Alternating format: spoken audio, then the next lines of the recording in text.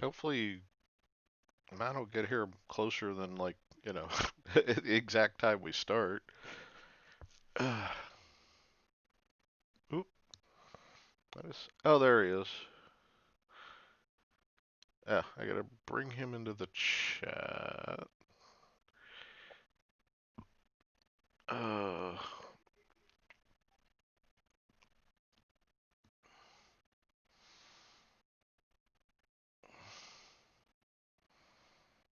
I see that. Yeah, here we go. How do I bring him into the chat?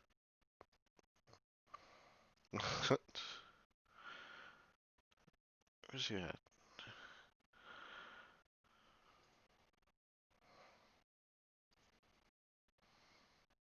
Uh,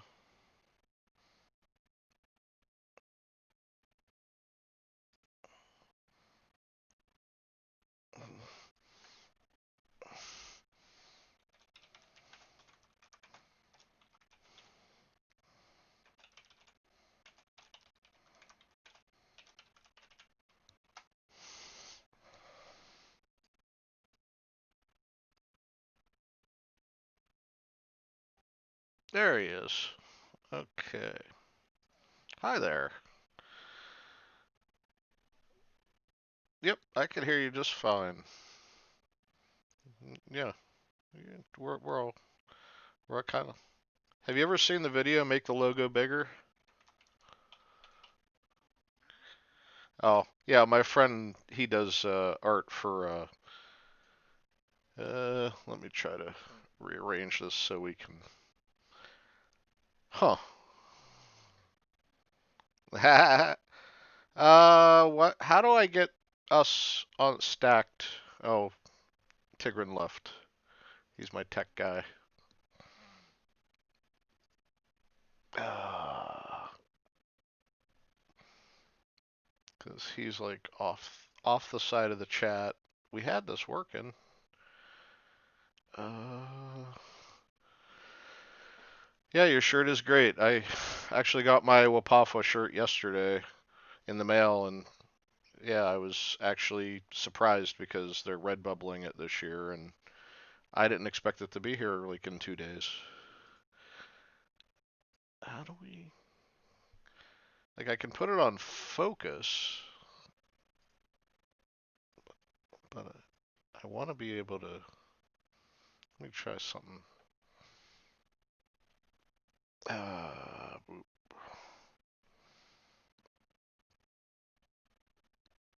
gonna try to pop out again. Maybe that'll. Uh,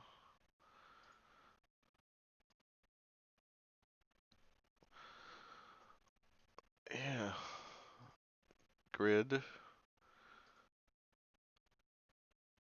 Ah, okay. I gotta try to figure out how to do this without my tech guy here.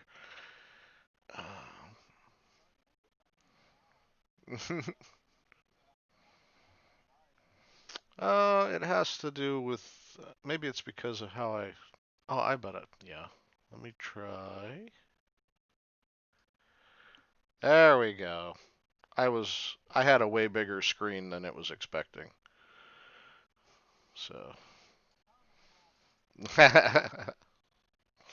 All right, that should work great.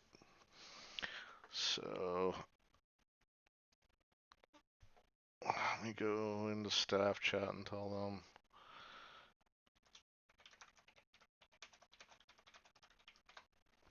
Oh, yep. I'm old. I make noises now. In 10 years, you'll make noises too.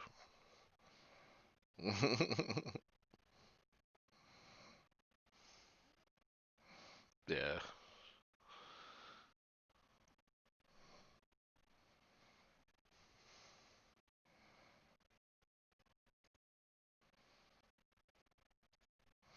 Okay. Manic is introducing the panel right now.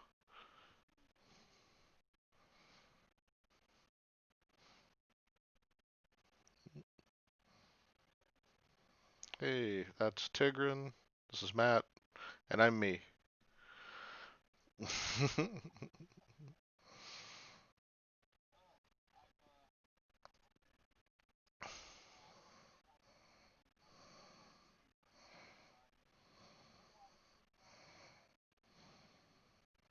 Oh, jeez. Mhm.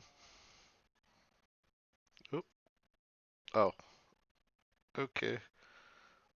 Let me mute that so we don't get any echo. Um. Okay. Well. Um. Wait. Everyone's frozen now. Let me. What did I do? I'm so good at this, aren't I?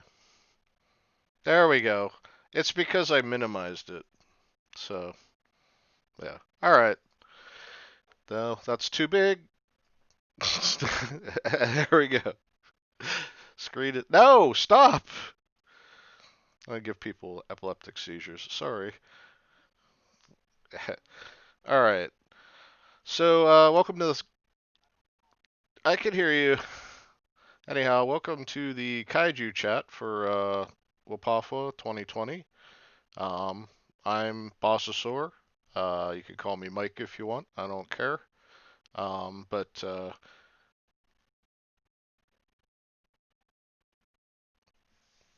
isn't it?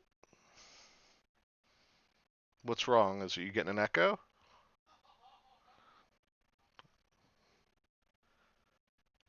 Okay.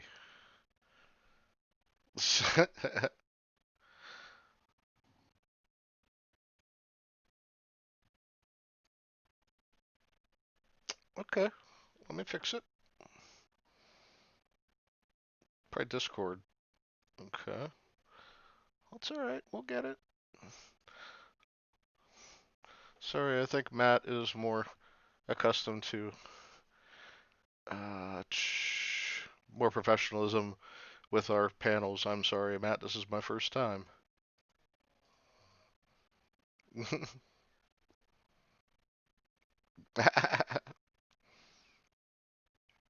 Okay.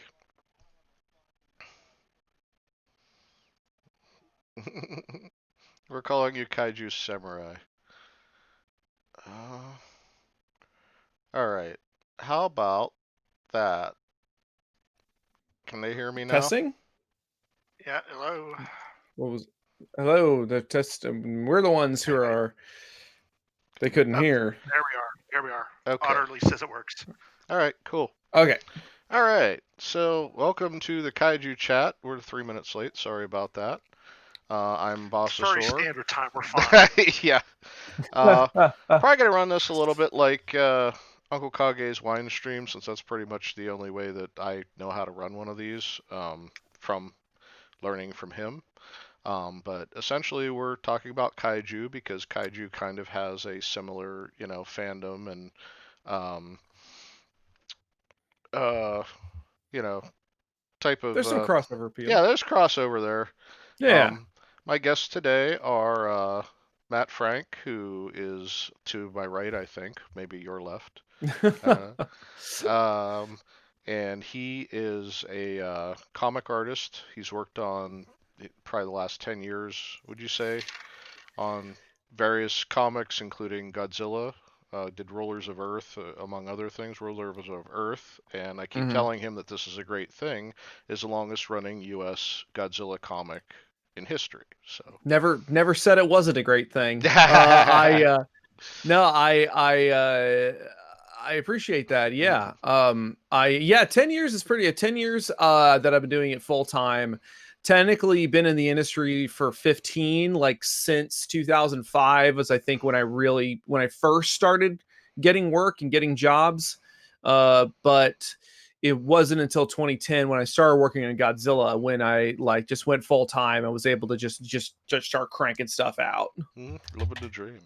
And lastly, we have Tigron. He's a local furry. He is a uh, speed runner of video games, and I believe he is one of the 10 people who actually speed runs the 1980s NES Godzilla Monster of Monsters game. So Awesome. Yeah, number 8 on the list, and failing miserably at trying to redo it. It's a toughie. It's a tough game, especially It's if you're doable. Mothra and you kind of get stuck in the bottom corner of the screen. Well, no, that's one of the things of the run. First thing you do, you kill Mothra off entirely. It's not even worth it. Oh, Now, I don't know. I feel like if you, there are subcategories to keep them both, but I run the regular any % category, and that is just get to the end as quickly as possible. Damn all the consequences. So Mothra has to be sacrificed. Sadly. oh. Horseshoe of Doom. Oh, yeah. So anyhow, essentially, basically, I wanted to talk about what introduced me to kaiju and why I like them so much. A lot of people will probably be surprised by this, but my thing was the 1970s Hanna-Barbera Godzilla cartoon, where Godzilla was voiced by Lurch from the Addams Family. Yeah. Yeah, and I think after that it was Godzilla versus Megalon, followed by, I think in the 80s there was a syndicated Ultraman series that ran, because I distinctly remember laying on the living room floor watching it while cutting up Spider-Man 80s comics. or mid 90s? No, no, 80s or early? I am definitely an 80s kid. This was like 79, 80. Those probably would have been reruns of either the original or maybe Ultra 7. Mhm, Um I'm not sure when Ultra 7 really made it to syndication, but I know that I saw Ultra 7 on TNT. mhm. Same here. I know it was in color because as a little kid I was like, I don't watch black and white things; those are old. So it must have been in color. I'm I sure it was on remember after stuff. distinctly 5 o'clock in the morning. I think it was on Fox here in Pittsburgh. They had Ultraman Towards the Future, the Australian co-production. Yeah. And I had the Nice. video game for that too. Mhm. Oh god, that video game that's like Oh, so difficult to it play. is. It's It is. Oh my lord! it But you know, and I was just gonna say real quick, the right now Ultraman Towards the Future, they just Subaraya just posted 2 episodes on their YouTube channel of basically it's the mid-season, it's like the mid-series finale, like the mid-series climax where Ultraman fights the Gudis. And it's this little story arc. And that really was my first Ultraman. And I was like, oh, this has to be Japanese, but like it's got all these Australians in it. I it's a good, I legitimately do like that series. I think it's really good.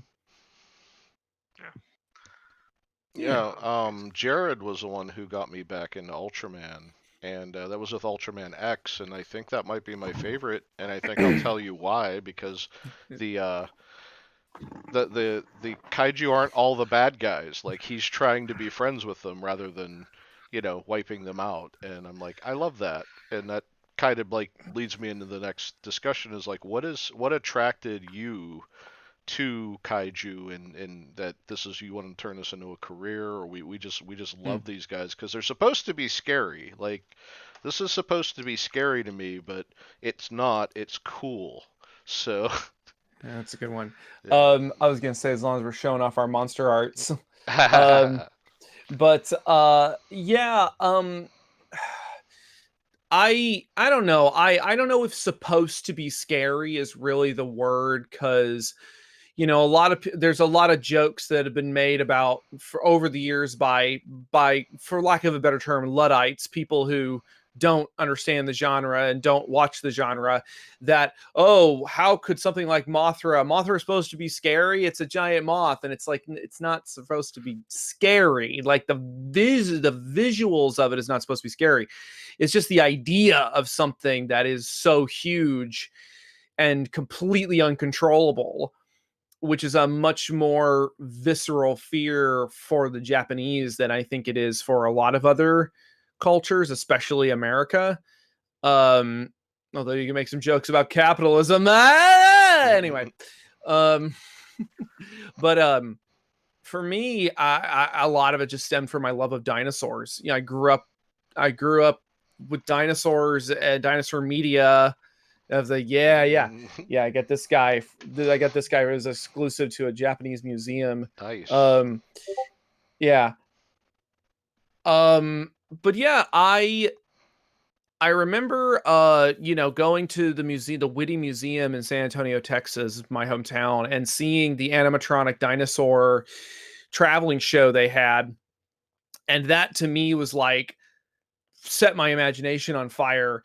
And then the natural step from that was Godzilla, which then opened up this whole world of kaiju to me. And they're just these big, awesome things. And although there is a sort of a working thesis that I'm kind of working on about like why kids, specifically why people get into certain subject matter and certain franchises. And usually it's people who aren't in those spaces who ask, okay, but why this, but why the furry community, why the furry space, or why kaiju, NFL. or or why anything. Well, people don't ever ask why Star Wars or why sports, because those are the most mainstream things you can imagine, because they appeal to the broadest demographics. Whereas you get into stuff like kaiju, it's a lot more niche, but there's an appeal to also being in sort of a club, where, well, we have this thing, and it's not that it's not for everyone, but it's also kind of not really for everyone. Not everyone can get into, especially adults. Getting an adult into kaiju media is very hard to do. Yeah. Well, yeah, I mean, I could say I kind of understand it, because like my dad was like your typical like hardcore boomer. You give up, you get rid of silly things when you become an adult, and you abandon all that stuff.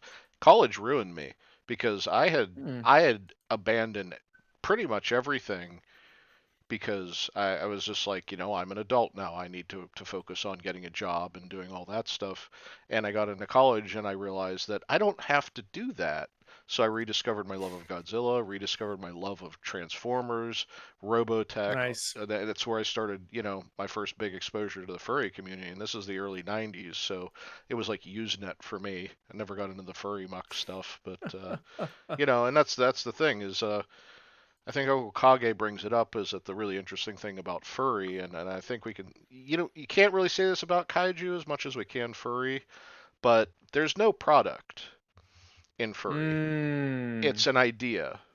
And the idea is, it is what you make of it. And that's kind of how I approach every fandom these days, because there's a lot of toxic fandoms, there's a lot of stuff out there, and I just kind of go like, there's something in it for everyone, but I just go in because I'm like, I need like-minded people who like the things that I like.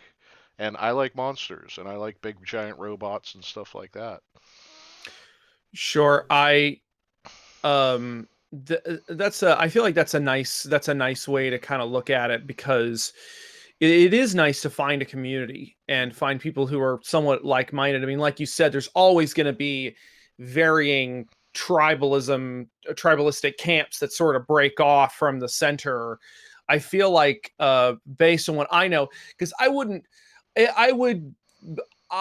feel disingenuous if I were to claim being a furry, but that's not to say but I like it. I like a lot of the stuff that comes with it. But I would not say, I'd say that I'm very much like kind of an outsider looking in. Like I will look into that space, and I'll lots be of like, friends, and they call themselves tourists. You're perfectly welcome to tour the furry. Oh, that's fun. That's fun. I like that. I always heard it as adjacent. So yeah. Sorry, you say adjacent, and I immediately think of I do a Let's Play show on RageSelect.com, and one of our former co-hosts is still a friend, Mayhem's Muse. She started specifically because whatever the hell my sexuality is, I identify as, she has no idea, so she just calls me adjacent. So that just tickled me. But that was very fun. But anyway, yeah, I would say that, and that is a subject I sort of want to explore a little bit, is the is the coalescence, is what the crossover is between like the furry community and the kaiju community. Because I feel like a lot of furries are kaiju fans, but I don't think a lot of kaiju fans are furries. You know what I mean? Mhm. There's Yeah. ways to look at that. In I could be the wrong. furry thing, there are those that are into macro. That is the large stuff. Right. A lot of them are into that, but I don't know how closely that would relate to kaiju fans, because I very rarely I've ever seen anybody who made their own kind of kaiju suit. Very rarely have I ever seen that in Japan. Usually it's for a fan film or for other stuff. I've seen tons and tons and tons of fan tokusatsu on Twitter and other places, but I very rarely see that done at a convention There was in Japan. somebody at WPAFW a couple years ago that I had a long conversation with, and I can't remember his name. I wish I could, but he had a furry kaiju suit, or a kaiju furry suit. That would have been probably Twitch the Wolf. Yes, Well, yes. it seems to me like, and I'm just spitballing here, but it seems to me like, okay, so one of my crash courses in the crossover was back in the old days of Kaiju Combat, which for those who don't know was a sadly now defunct Kickstarter Ooh. crowdsourced video game, where we were going to do all the monsters were going to be crowdsourced, but unfortunately because the way things shook out, it just sort of kind of died at a certain point, which is really sad because there was a lot of we put a lot of work into it. It just it wasn't terribly well managed. But anyway, it's not about the post-mortem. It's about there were people who got involved early on, who were backers and wanted their characters in the game early on, who identified more in the furry fandom and more, and particularly the macro fandom. I think most famously we had the characters of Duncan and Macrocelli, who were at the time reasonably well known in those spaces. And I remember there was a lot of contention though, because they had a very particular approach that they wanted taken with those characters. And I and Simon and the people that basically the kaiju side of it, we were like, okay, but what y'all want for these characters isn't really going to fit in the space that we're creating, because the kaiju space is more about combat. I mean, literally, that's the name of the game, but it's more about battle and dominance and these primal forces of nature fighting each other, whereas they wanted something that was more fun and more lighthearted and more in that furry macro space, which is fine for them. But I remember there was a lot of contention. I think the creator of Duncan and I had some real we were having a little bit of a back and forth going, where I'm just like, okay, hold up. Like, let's back up and let's talk about what a kaiju is. But the term kaiju is already so nebulous, as is the term furry. It's hard to find those lines, like nowadays I feel like I'd be a lot more like, yeah, screw it, just whatever, exactly what you want, put it in the game, who cares. Correct me if I'm wrong, but wasn't one of the monsters in that game basically a monster golf ball as well? So that was when that was way later in the process. That was when we had really kind of loosened a lot of because those two, Duncan and Macrocelli, those were going to be two of our like out the gate characters. So at the time we were really focused on, okay, but this is for the kaiju community, and the kaiju community has certain things they prefer with their monster characters. Honestly, I really like what we did with Macrocelli. He's a really big T-Rex who just eats everything. And I like what the way we adapted him into Macrosaurus, where it's more like just this eating machine, not so much this goofy, fun-loving creature that kind of just eats everything. It's which I'm sure has a little bit of vor crossover if we're getting honest. But yeah, but the version we did, we made him kind of cool in like a kind of almost like a gross way, where he's just this eating machine and almost like he has a singularity inside of him. So I don't know, like it just, but yeah, as things went on, we were just like, screw it, golf ball, golf monster, sure, why not? I mean, at that point, we were starting to pull more from the Ultraman side of things. Yeah, I still know Duncan's getting shit on for that whole thing. He's still getting people saying that he's the reason that whole thing fell apart. And I can understand how that is, because everybody in the, you run into this still online. Furries are trash. It's stupid. But the thing is, you know what? We're just fans of stuff, and you're fans of stuff, and can't we all just get along? But the story behind it, it's drama, and people just want to keep perpetuating the drama, and we don't need to keep perpetuating it. It's what it is. But we're all fans of the same thing, and at the end of the day, I know Duncan's a fan of the monster movies and all that kind of stuff, and that's great. And keeping that, I'm sad that the game didn't work out, but I mean the artwork was fantastic for it. The concept was great. I'm really hoping that someday somebody is able to finally do something like it and make it work. But first step is never always successful. It was a step in the right direction, and hopefully somebody will pick the ball up and run with it. I mean, the closest thing right now. Oh well, it's funny how the legacy of that game has sort of split in two directions.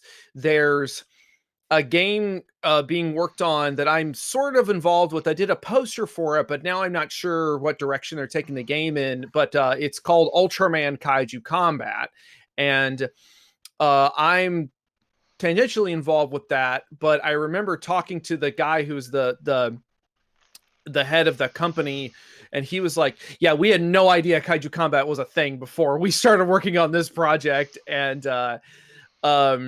but I think they had to make doubly sure that it was okay to go ahead and push forward on. But then let's see, and then the other direction is there is a game coming out called Giga Bash, which is by Passion Republic, and I think they're, oh man, I want to say they're based out of Singapore or Taiwan. But they're based over in that area of East Asia, and which is a lot of really interesting stuff happening in that area. And they're making a game that really looks like the Pipeworks Godzilla fighting games, like a true successor to that series, where it's sort of a top-down kaiju brawler, and the monsters and characters they've created are in so many ways very similar to what we were doing with Kaiju Combat, where you sort of create these original characters that are kind of throwbacks, they're kind of pastiches, but they have their own unique vibe to them. So yeah, I mean, I think a good one thing I try to say is that a good idea will find itself back into the ether at some point. So yeah. But anyhow, I don't want to divert the conversation, but no, yeah. Mike, please.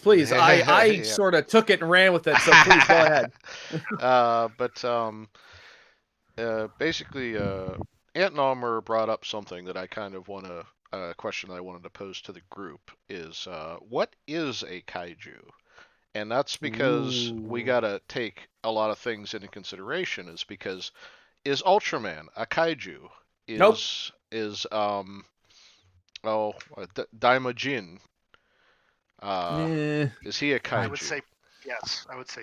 Yes. So it's like, what is the definition of a kaiju? Like, because from what I see, if you go to Pacific Rim, the robots that fight the kaiju could be considered kaiju, even though they're piloted. So, how do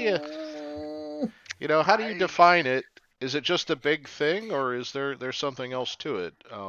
I'm just interested in your thoughts on that because I have my own definition. So it's like, is Megatron a kaiju? Is Optimus Prime a Mm. kaiju? Oh God. Yeah. Okay. Yeah. Mm. I I don't know if remind me, it's Tigron. Is that how you say it? Yes. Yeah. Yeah. Okay, because I kept wanting to say other Matt, but I don't want to be a Quite all dick. right. I get that a lot. I get that a No, lot. no. That's a dick move. But yeah, I don't know if Tigran, you look like you had something you were gonna say. Well, okay. I personally, I define it by the literal. Mm. The literal translation of kaiju is strange beast. So that would mean anything that is, you know, Ultraman. I would say no, does not fit that. But the things that he fights are large, strange beasts, which also kind of goes into the change of uh, the different terms of it. You've got kaiju and then you've got dai kaiju, which is Mm. large, strange beast. So this boss mentioned Daimajin. That is technically it's not a robot, but it is an autonomous statue. So that would be, in my opinion, a kaiju by definition. And then you start getting into the whole definitions of super robot, giant robot, and others. That's where it goes weird. I mean, that's a pretty good like dipping your toe in as far as like I think you got a pretty good handle on it there. It's it's something that I'm honestly considering making like a Lindsay Ellis length like YouTube video essay about what a kaiju is, because I swear to God, if one more person is like, did you know that Clifford the Big Red Dog is a kaiju? Wikipedia said so. And it's like, no, some Game Grumps fans went and plugged that into Wikipedia and no one cares, so they haven't deleted it. But there he goes. But it's just frustrating because for okay, like let's use that as an example. I wouldn't say that Clifford the Big Red Dog is not a kaiju because he's just a big dog. And so many people like the Game Grumps, and also big fan of the Game Grumps, I'll say that right up top. But they had a whole conversation, I think, during their Skyward Sword playthrough, where it was this protracted argument, which to say it was Aaron yelling an opinion, not necessarily being correct. And that his definition is that it was anything that was larger than it should be, which I'm like, no. Like Tigran said, strange beast, which by extension means something kind of undefinable, ill-defined, something you can't really categorize it. Like one of the best examples of what a kaiju is in Godzilla and Mothra Battle for the Earth. There's the scene where Godzilla comes up out of Mount Fuji and begins making his way towards Tokyo, and the characters are discussing like, okay, so he swam through the Earth's mantle up out of Mount Fuji. How is that even possible? And the scientist says, this is beyond our present knowledge or understanding. Like, I have no idea. And that to me is one of the things that makes a kaiju is this inherent weirdness. But like where it gets kind of ill-defined. Okay, so one of the things that I get told, one of the things that I've been told when talking to people who work for Subaraya and stuff is that all monsters are kaiju, but all kaiju are monsters, but not all monsters are kaiju. That's Where probably it's the like, best way to look at it. exactly. And it's like, it doesn't necessarily mean you have to be big either. There's a lot of smaller kaiju, like Pigmon is probably the most famous example of a smaller human-sized kaiju. He's just a strange beast. And even then, Dai kaiju is kind of nebulous because Dai doesn't just mean large. It kind of also means great or mighty or awesome. It's just a cool it's a cool qualifier to just add on to it. Like, it's Dai kaiju. It's just it's awesome. But yeah, Mike, I don't know if you had some thoughts because I've been doing this. Oh no, Not to that's good. interrupt, but I did pull up something here that Matt brought up. I don't know if anybody will be able to read that. That's from the part of the game. Yes. Okay, that's pretty good actually. Yeah. Oh man. Okay, that's pretty good. I Yeah. mean, I think you could make Clifford the Big Red Dog a kaiju. You would just If you'd have to you'd have to remove it from kind of what Clifford is they a already little exactly. did it. bit. His name is King Seesaw. Sorry. He's a lion dog. Foo dog, There basically. It's a foo dog. yeah, last night's well, a shisa Yeah, is the technical term, well, the Japanese term, but of course. last night's yeah, I know you know, but last night's episode of Ultraman it has a lot of probably has a little bit of furry appeal because there's a monster they brought back named Horoboros, which is this lion kind of lion wolf, and it's sort of like King Caesar, but it's much more vicious and much more violent. And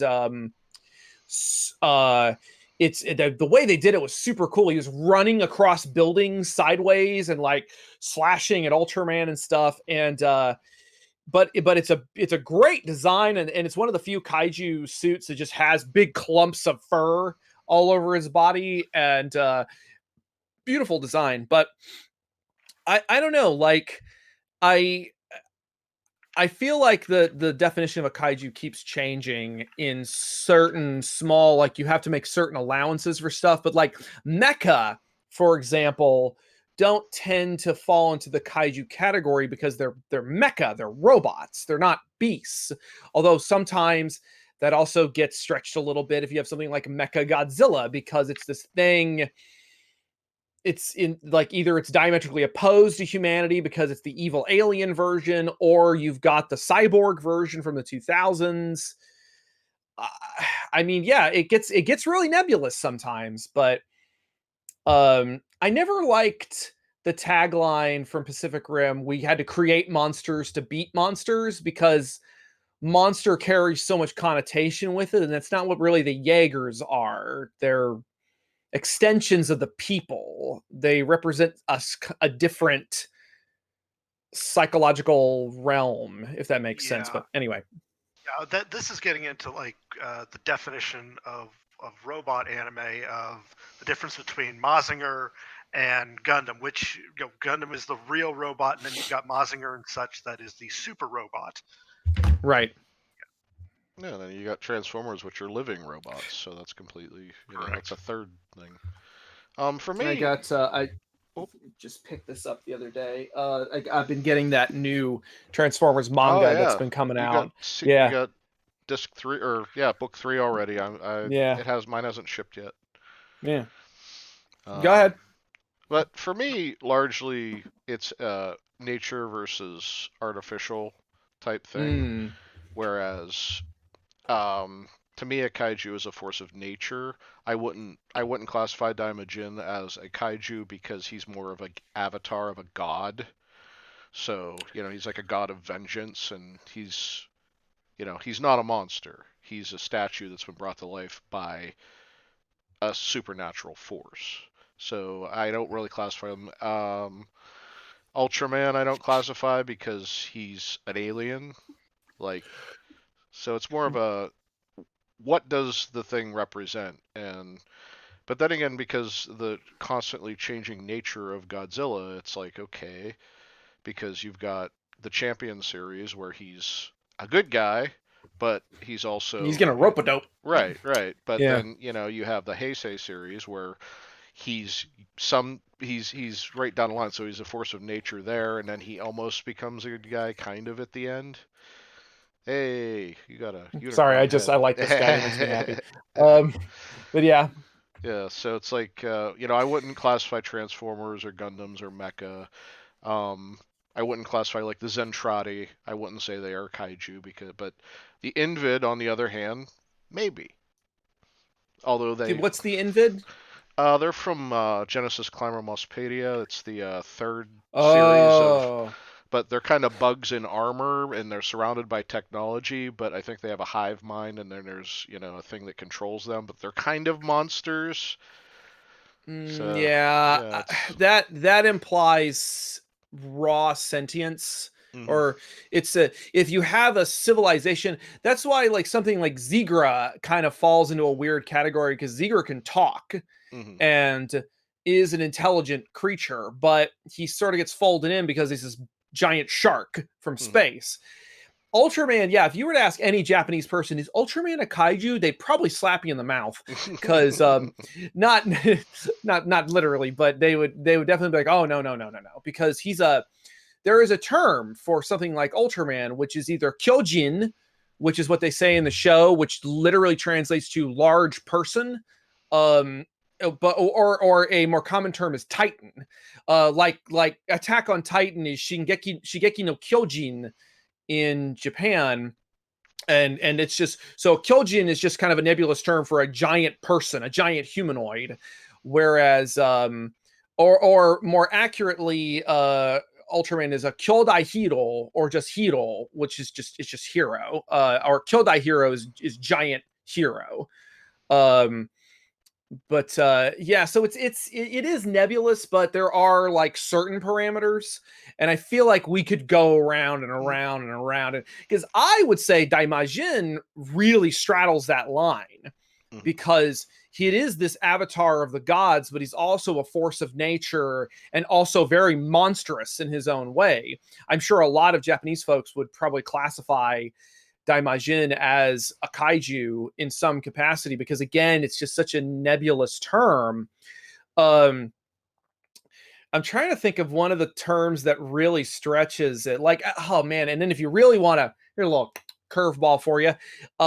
The Ultraman franchise tends to lump all of the enemy characters or all of the non-Ultraman characters into the kaiju, a broader kaiju brand. Even stuff like uh, Baltan Seijin, who is a sentient being from another planet, is technically, well, not technically, but is referred to just nebulously as an ultra kaiju. And it's just, I mean, again, it starts to get it starts to get ooby woobly wibbly wobbly when you get into like the really, really humanoid aliens who are like person sized. But Mhm. I don't know. This stuff it's one of those things where it's like, oh no, I've gone cross-eyed. Oh, it's Um, that's what fandoms are about. We mhm. just Yeah, we sit here and argue about this stuff, but we do it in a friendly way so that we can yeah. have fun with it, Yeah, if you're you not know? having fun with it, Yeah, you're doing it wrong. right, right. And that's what it's Exactly. all about. It's a That's why duck. that's why And that's you why can't I kind of don't get into Star Wars fandom anymore because it's not fun anymore. Yeah, I would can't say argue it. Can't intelligently argue it over a beer. It's I have a quick personal anecdote because I know we burned a lot of time here, but I was in one of my birthdays last couple of years. I had my birthday in Japan because it was around Tokyo Comic Con, and one of those years, my boss at my publisher uh, set up a party at a bar, at one of those nice bars where you order a bunch of food and everyone sits together and shares the food and stuff. And I got really, really drunk at one point, and I think this was 2016, 2017. They had put out the official Godzilla, the Toho approved Godzilla IQ test, like test your knowledge of Oh no. Godzilla. And they were asking me all these questions. I was nailing every one of them. Get it, got it. And then they hit one where it's like, what is the name of Godzilla's atomic breath? What is the name of like burning Godzilla's atomic breath? And I said, it's the red spiral heat ray. Akai, Spairu, whatever. And they were like, no, it's the uranium beam. It says it here in the answers. And I was screaming for like 15 minutes. No, the uranium heat beam is Fire Rodan's beam. I read that on Mark's Godzilla page in 1993. yes. Yeah, Mark Cerasini. Yes. Was that That's Oh, Mark good awesome. lord. Cerasini? I don't know. That, Was that Mark Cerasini? that's what I always knew his last name as. For Mark's I was doing- Godzilla page? Yep. Really? Same guy? Yeah, I believe that's That it. would be wild. I actually used to have that entire website after he said he was going to close it down. I had it backed up on 3.25 inch No. floppies. Oh, you don't still have it, do you? 3.25 inch floppies, almost 20 years. I don't think I have them anymore. Oh God. I had printed out that whole website on my dad's printer. I had to mow lawns to save up money to pay for printer ink because I burned out our printer cartridges. There was Mark's page and there was Barry's Temple. There's Temple of Godzilla. Yes. Yeah. I was gonna say at the same time. I wasn't trying to cut you off.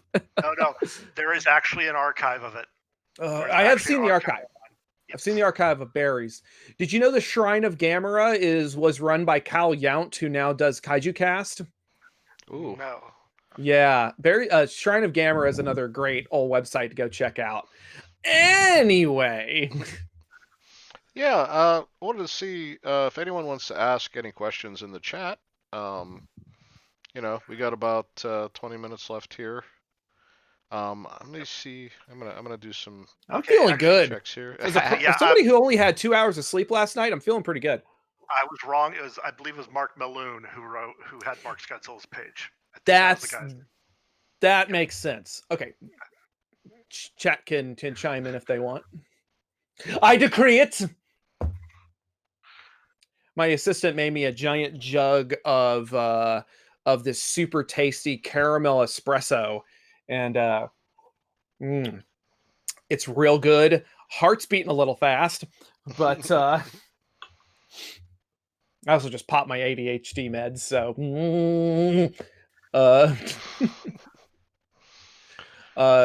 we got anything from the chat, or is it crickets over there?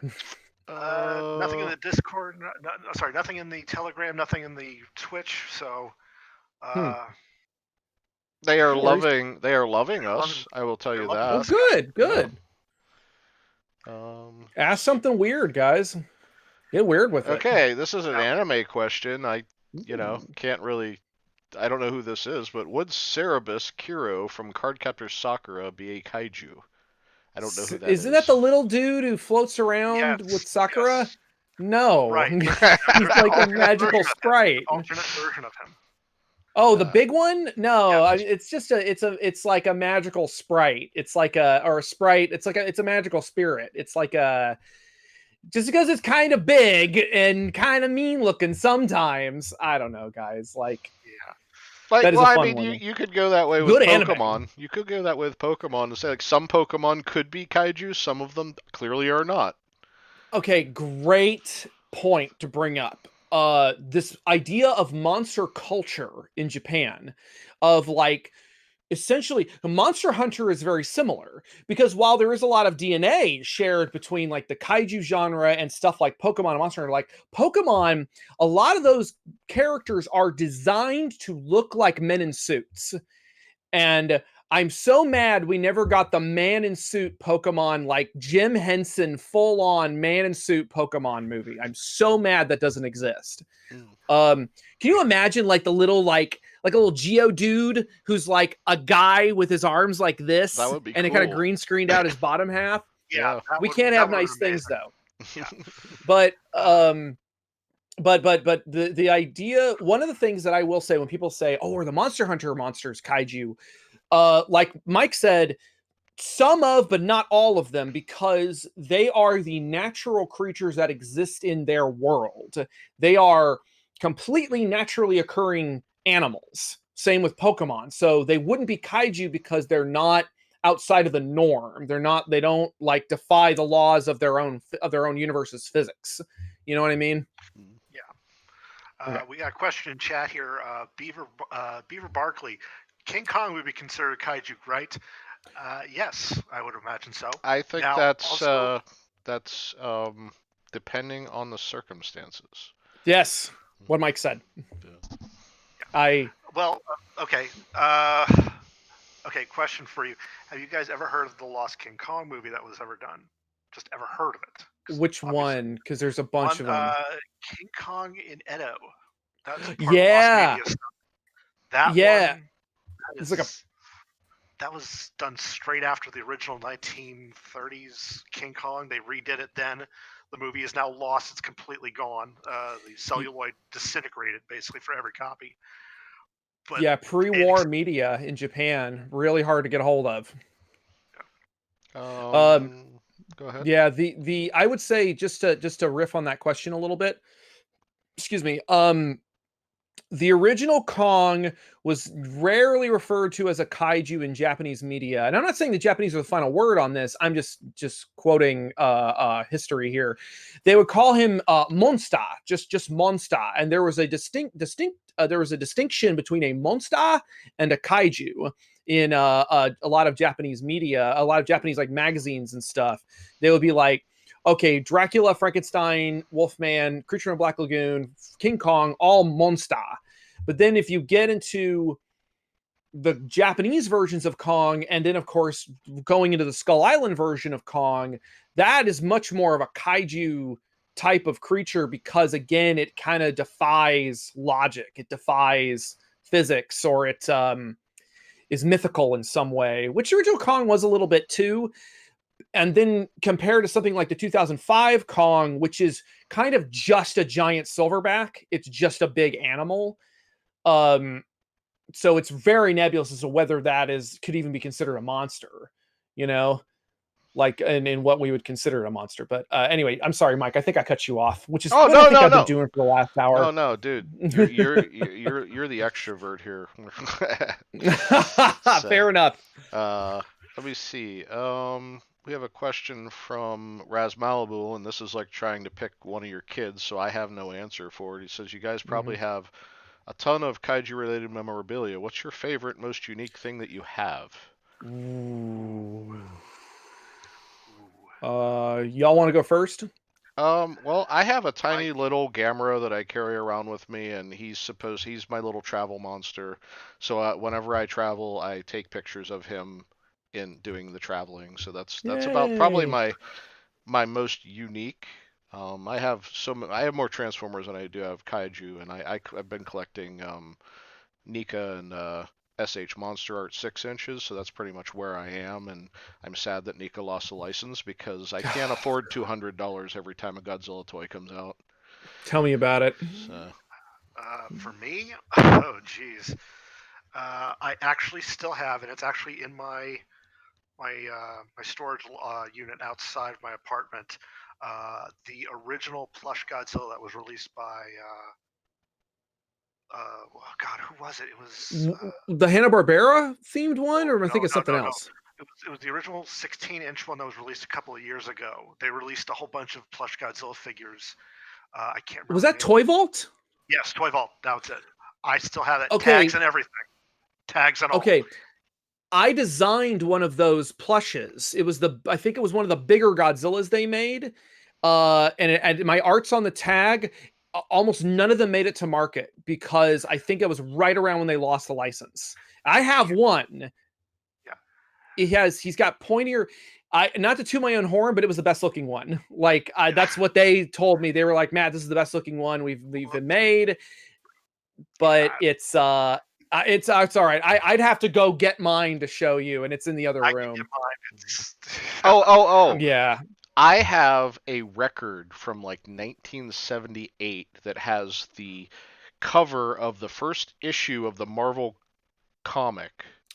Ooh. And yeah, that's probably the most unique thing that I have. I do have an LP. Is that like the radio show style, like Godzilla versus Amphibian? Yeah, I think so. That is? I love that thing. I drew those characters. Our mutual buddy, you know Alan Birkenoff, right, Mike? You know what I'm talking about? Real tall guy. He's always hanging around at Dragon Con with me. Okay. I don't know. Anyway, I think y'all recognize each other if you saw each other, but he commissioned me to draw those monsters from that like LP. Oh, cool. Amphibian and the alien invaders who look like big string beans. And I had a lot of fun with that. But so for me, that's extremely difficult because my life has been consumed by this. Not to toot my own horn, but I got a lot of really cool stuff. Most recently, I would say one of the coolest things I got a hold of was, again, I had my. This is going to be the first year. This year is going to be the first year in about 3 or 4 years I haven't had my birthday in Japan, because Tokyo Comic Con's online this year because of gestures and everything. But I had my birthday last year in Japan. It was just a small little get together with me and a couple of people I know over there. They're very kind to come out. One of whom is my buddy Daisuke Sato, who directed the short film Howl from Beyond the Fog, which y'all should check out. It's Yeah, dope. I pre-ordered it. Did you do work for that? Thank you. Yeah. I did a piece of fan art that then he used as a poster for the movie. Okay. So he came to my birthday and he brought with him a gift from Keizo Murase, who built the suit for King Kong versus Godzilla. He built the original Mothra. He built Daimajin. He built Varan. He built Baragon. Just a legend in the industry. And he gave me, like, he said, Murase-san can't make it. He's old. He's like 86, so he gets tired easily. But he wanted to give you this. He gave me a chunk of Godzilla skin. Wow. That is like, it's not like original, like from one of the movies, but Murase made it as an example of like, this is how we made it back in the 60s. That's awesome. So it is the texture of the original of some of the original Godzillas. And that is one of my prizes. But I will kill someone in front of their own mother if they touch that without my permission. That's my most recent thing. I mean, I definitely got a lot of really cool toys I'm very proud of. I've got a Yamato no Orochi up there. It's one of my favorites. I've got a bunch of Trendmaster stuff. I got my little Gamera shelf here, both my Gamera shelves. But I feel bad talking about some of the stuff I have, because that is one of the Toy Vault ones, but that's not the one God damn it. Okay, hold on. But yeah, 2003 is on the tag. I have had people offer me several $100s for this. Okay.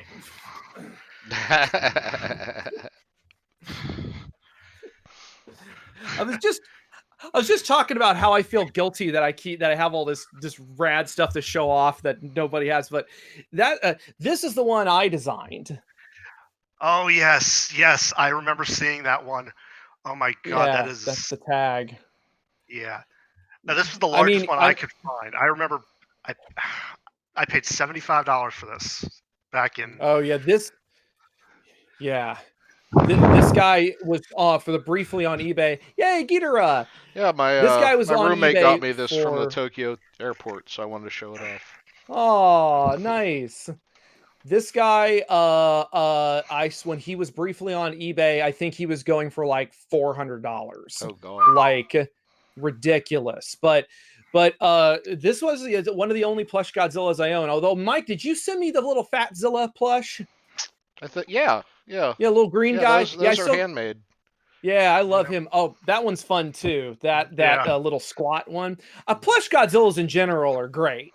I like the way yours' back plates look compared to mine. Mine aren't as bright. They're a little too dark gray. Yours are a little more lighter. Yours, in my opinion, yours looks a lot better. The stitching on it's amazing. Mine's a little derpy on one side. The derpy Godzillas are beautiful. Yeah. I mean, derpy as hell. That's why this one probably costs so damn much, just because they probably put a lot more money into him. Yeah, but I want to managed to pull these out of my thing too. Nice. My I bought these for my folks. You know why? They always told me grow up and get a life. Nice. Hey, let's I want to go. There's a really good question up, and I want to do it while we're we still have a little bit of time. Still got some time. It's from my buddy Zach, who says, what are some good examples of the best and worst Western attempts to do kaiju in terms of really understanding the underlying themes? I'm thinking of things like Reptilicus or Gorgo, the Marvel Godzilla, etc. Ooh, do we have another 4 hours? Tigron, did you want to go? Because I think you have No, some thoughts on this. Gorgo. Good lord, they remade that. They did that twice, didn't they? They did one in the '60s and then one in the '80s, right? Just the one Gorgo. They did only one. Okay, because I can never remember when I originally saw it. Reptilicus, I only know it from the Mystery Science Theater So 2000 good. version of it. It's hilarious. Gorgo was Fire in the aquarium, that'll sort itself out. Yeah, Gorgo was really weird. British monster movie. I mean, come on. I love the original Gorgo. I think it's one of the better Western kaiju movies, personally. Oh yeah, the special effects on them were great. I mean, British sci-fi at the time was amazing. It's so apocalyptic, like it's very chaotic, like, and I love that about it. Yeah, and the fact that part of it has been co-opted so often. I mean, especially with Cloverfield. I mean, Gorgo did the original thing. It was the baby gets kidnapped and the mom comes and fucks everything up. Pardon my French, but Cloverfield did the same thing. And here's one. I don't know if anybody else has ever heard of this or ever seen it. Bulgasari. The North Korean that. Yeah. That one goes weird. That because it turned. Well, when you get kidnapped to make a kaiju movie by the government of North Korea, things get a little weird. Yeah, it turns into a propaganda film, basically. Well, it's like not even really. It's so nebulous. It's not even really propaganda at a certain point. She just made a. I think Bulgasari is legitimately not a bad movie. I think it has a rising and falling action. It's got. I mean, the filmmaker. The director is legitimately really good at what he does, even with his limited resources. But I mean, as far as Western stuff goes, in recent memory for me, I think Cloverfield's a really good example. I think Kong Skull Island is really fun. Like that one really, like, I think bridges Kong Skull Island. I think is the best Kong movie. I said it. I love the original Kong. It's a lot of fun to watch. I love the original Kong. It's legitimately like one of the greatest movies ever made. But I guess if you're just talking like from, if you want to, and it's unfair to judge it by modern standards, but I feel like Kong Skull Island just has a little more character pathos. Kong isn't treated like crap, just a little bit, but he's sympathetic, but in a way that doesn't feel like kind of disingenuous, like in the original. Well, not disingenuous. Anyway, I got really complicated opinions about Kong. I'm gonna say it.